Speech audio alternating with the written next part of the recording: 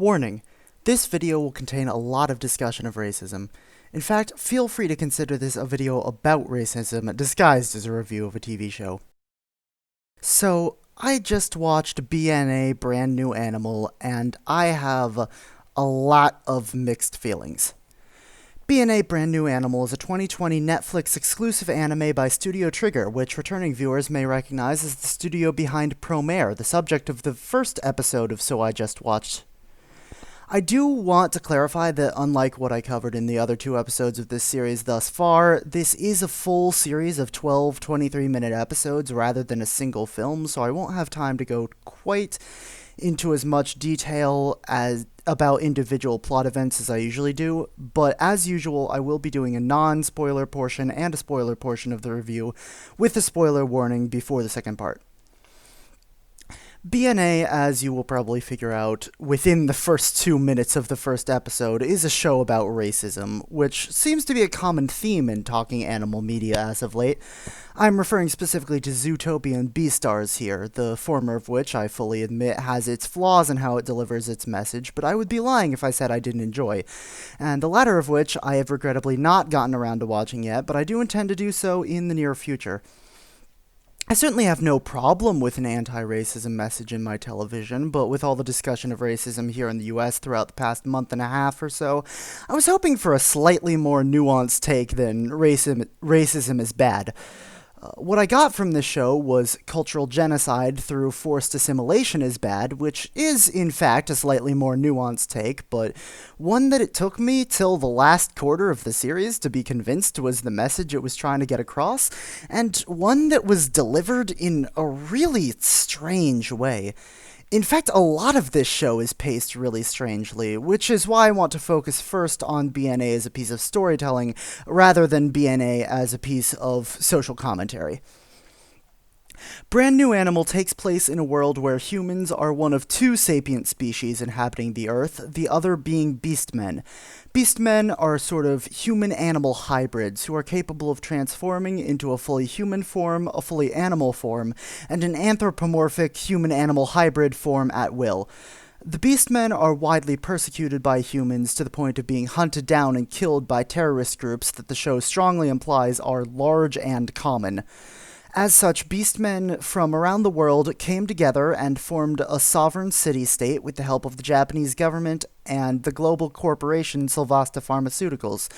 This city is called Anima City, and yes, I do suspect that the similarity between that name and the word animosity was fully intentional. A human named Michiru has been mysteriously transformed into a tanuki beastman, complete with all the shape-shifting capabilities of Japan's mythical version of the animal, so she escapes to Anima City where she meets a wolf beastman named Shiro, who is an elite detective and the advisor to Anima City's mayor. Together, Michiru and Shiro search for the reason for Michiru's transformation and try to figure out if there's any way to change her back.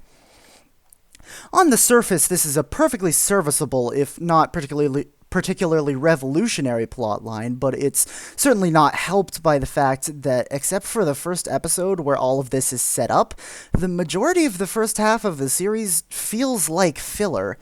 I mean, I understand that the first half was meant to establish a connection between the characters and the audience, so we would care about all the stuff that happens to them later on, and I guess in that respect, it worked well enough, but there are much better ways to do this. Here I'll cite Steins Gate, which also has a first half concerned more on developing the characters than the plot, but in that case, the central mystery of the series was still very prominent throughout, and most of what the characters did felt like it was in service of trying to solve that mystery. Here in BNA, we do have the central mystery of how Michiru became a beastman, which could have served a very similar purpose, but it certainly didn't seem like she was trying to solve that mystery when she, say, randomly joined a baseball team for an episode. In fact, most of what happened with Rabbit Town, the slums of Anima City, felt like it could have been cut, which is really strange to me. I mean, these people are living in absolute destitution. Most of them are illiterate, and what is presumably their only source of drinking water is literally brown. And yet, most of this is played for laughs. In fact, the con artist who is repeatedly shown scamming the Rabbit Town residents out of what little money they do have is an outright protagonist by the end of the series and faces literally no negative consequences for her actions. There's also the issue of the mafia that effectively rules over Rabbit Town that seemed like it was going to be one of the foremost driving forces throughout the series, especially after Michiru befriends the boss's daughter, but they are unceremoniously forgotten about as soon as the series hits its halfway point and don't do anything significant again until the very last episode. What's up with that? Surely it wouldn't have been that difficult to link Rabbit Town somehow to the rich businessman who serves as this series' main antagonist, but that connection is never made. I don't consider Alan Silvasta, president of Silvasta Pharmaceuticals, being the main antagonist, a spoiler, because it's pretty clear that he's going to be a villain pretty much the second you see him on screen for the first time. But that's enough complaining for now. I'd like to take some time to look at something I really actually enjoyed about the series, that being the third quarter of the show. To me, this is undoubtedly the best part of the show, and it's the only part that kept me up late at night because I genuinely couldn't wait to see what happened next. I don't know why, but cults in media are almost always really unsettling to me, and I've had several times in my own life where I've had to make decisions about whether friendships had become too toxic to be worth trying to salvage, so this arc resonated with me a lot. Is Michiru willing to put her support behind a god she knows to be false, knowingly deceiving people that she has come to care about to accomplish ends she does not know or understand, just because it gives those people hope? Is she willing to allow her aggressively overprotective nature to get in the way of a friendship that clearly means more to her than almost anything in her life, especially when that friend vehemently denies the danger that, from Michiru's perspective, they are very obviously in? This is genuinely interesting character work, and I wish more of the series had been like this, because it was really good. That's all the plot I'm willing to talk about before getting into the spoiler section, so before I do that, I want to make a couple quick comments about aspects of the series that I wanted to mention, but that I didn't feel fit very well into any other sections of the review. First of all, I like the art style this series has, but considering Trigger has yet to put out a project that I dislike the art style of, I feel like that's kind of a given. Also, I really enjoy the opening and ending sequences of this show. I only skipped the end credits in 1 out of the show's 12 episodes, and that was only because I had something else I had to do. Related to art style, I think the character design was really on point for the series, and I could tell that they put a lot of thought into incorporating aspects of the different Beastmen's animal forms into their pure human forms. Finally, a lot of the songs in the soundtrack are pretty catchy and do a good job of supplementing what's going on screen. With that out of the way, let's talk some about the series' themes. As I said earlier, the message of the series, at least how I read it, is forcing minority cultures to assimilate into a majority culture, including forcing them to abide by the same laws and regulations as the majority culture, stamps out the individuality of those minority cultures and separates their people from their heritage by destroying or at least impeding their ability to participate in their cultural traditions. Nowhere is this theme highlighted better, I think, than in the case of Mr. Pinga. Mr. Pinga is a migratory albatross beastman who, when we first meet him, is being ordered to land because he is entering restricted airspace. He jokes that he should be protected from these restrictions by the Migratory Bird Act, but the pilot speaking to him reminds him that the act doesn't apply to beastmen. Pinga crashes into Anima City, where he is taken in by Michiru and her foster family until he is ready to get back on his feet. While he's there, he talks with Michiru about how, when the Beastmen were granted equal rights to humans, he suddenly became held to the same travel standards as humans, with all the fuss of borders and passports and restricted airspace and such, and he is thus unable to follow the migratory paths laid out by his ancestors that his family has followed for generations. I think this is a really excellent plot point and a really fascinating way to convey the series' themes without making Mr. Pinga an obvious parallel to a real world race currently faced with the threat of cultural genocide. There are other ways that the series handles the themes of racism that I think are well done as well. For example, when one rich and powerful racist gets beat up at the end of the series, it is clearly stated that beating up this one bad person didn't solve racism. It simply opened up more opportunities for both humans and beastmen to address racism in a more diplomatic manner. It's just a shame that the rest of the series couldn't handle these themes quite as tactfully. This series has some real white savior vibes, which feels very strange to be saying about a show not made by white people, but please understand that I invoke the name of the white savior trope here because it is the term I know of that comes closest to accurately describing this specific issue. If anybody knows of a better trope name that doesn't reference a specific race, I would be glad to hear about it in the comments. That said, this story actually has a lot in common with one of the most famous white savior stories in recent memory, James Cameron's Avatar. Both Avatar and BNA feature a character who belongs to a majority race, in the case of both Avatar and BNA, this being humans, but in the case of the real world, this being white people, who, through a combination of technological and supernatural means, becomes a member of a minority race, but then goes on to save that minority race from destruction at the hands of the majority that they were a part of in the first place. The problem with narratives like this is that it is extremely difficult to write them without portraying the cultures that the authors are often genuinely trying to be respectful to as fundamentally lacking in some area that the member of the majority race is not lacking in. I'd say extremely difficult rather than outright impossible because Lawrence of Arabia exists, once again showing that this stuff can be done right, you just have to be very careful about it. Unfortunately, the writers of BNA were not very careful about it, which leads into what is without a doubt my biggest problem with the series, Nirvasil syndrome. Unfortunately, this is where I'm going to have to break off into the spoiler portion of my review, so if you haven't seen Brand New Animal yet and you don't want it spoiled before you do, now is the time to stop watching, and I'll give you a few seconds to do so.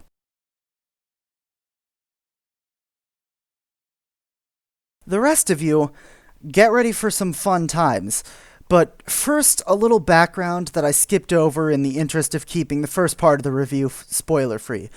Once or twice in the earlier parts of the series, we hear about a figure known as the Silver Wolf, a mysterious guardian who has watched over Beastman society for 1,000 years. In the series' 6th episode, a cult known as the Church of the Silver Wolf, about 5,000 members strong, arrives at Anima City demanding to be given a place to live there. At the head of this church is the Silver Wolf herself, but not actually, because Michiru quickly realizes that this supposed Silver Wolf is actually her childhood friend Nazuna, who is a former human who transformed into a fox beast man, also with transformation powers, shortly before Michiru's own transformation. This leads to the cult and toxic friendship drama that I mentioned earlier, and that I thought was leading up to a big Tanuki versus Kitsune fight that would have been really cool, but unfortunately that never happened, but that's not a particularly big issue. What is a particularly big issue, however, is Nirvasil syndrome. Late in the series, it is revealed that all beastmen are carriers of a condition activated by significant stress.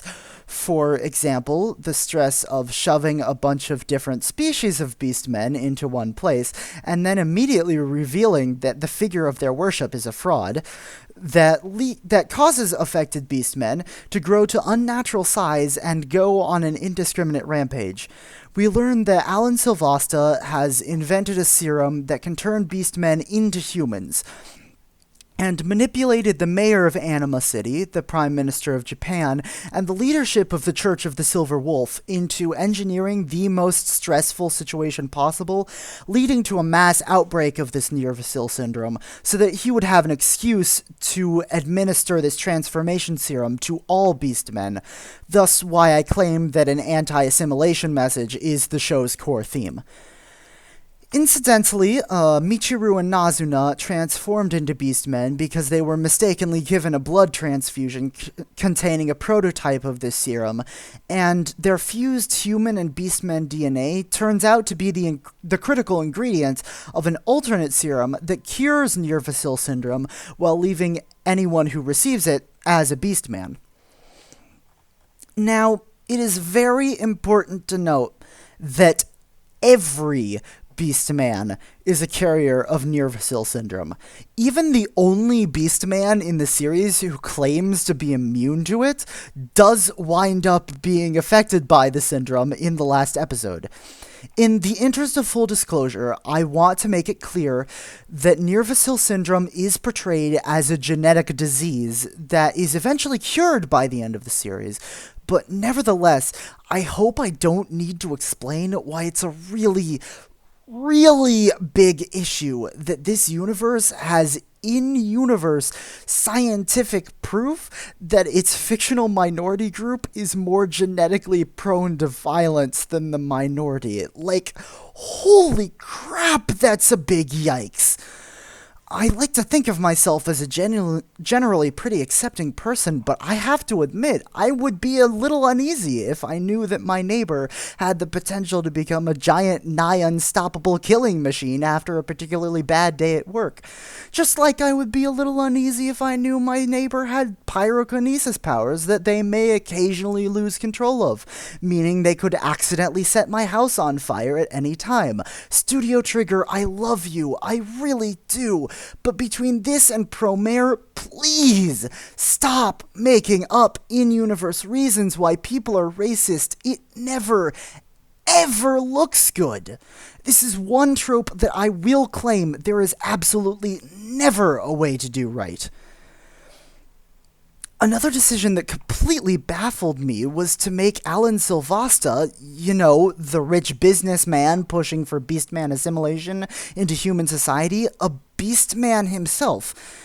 This was seemingly only done so that there could be a Trigger ending. If you've ever seen anything made by Trigger, you know what a Trigger ending is, and sure enough, this series ends with a pair of giant ghost wolves shooting lasers out of their mouths at each other. But this is one of the few cases where I honestly think that the project would have been better without a Trigger ending. Honestly, I couldn't even tell you what Silvasta's motivation is. I mean, he sees himself as above other Beastmen because of complicated plot reasons that I really don't feel like getting into right now. But why does that translate into wanting to force assimilation for the rest of his species? I don't know. Why, in a series about the oppression of a minority, would you make the main antagonist a member of that minority? Once again, there are ways to do this right. Just look at Black Panther. But the way they did it this time was not the right way. So, there are my extremely mixed feelings about BNA Brand New Animal. Despite there being parts of it that I really did enjoy, I honestly can't say that I recommend this series.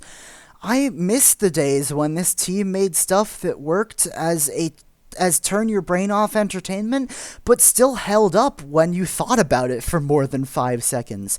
I have nothing wrong with turn your brain off entertainment from time to time, because sometimes my brain gets tired and I want to turn it off and have a good time.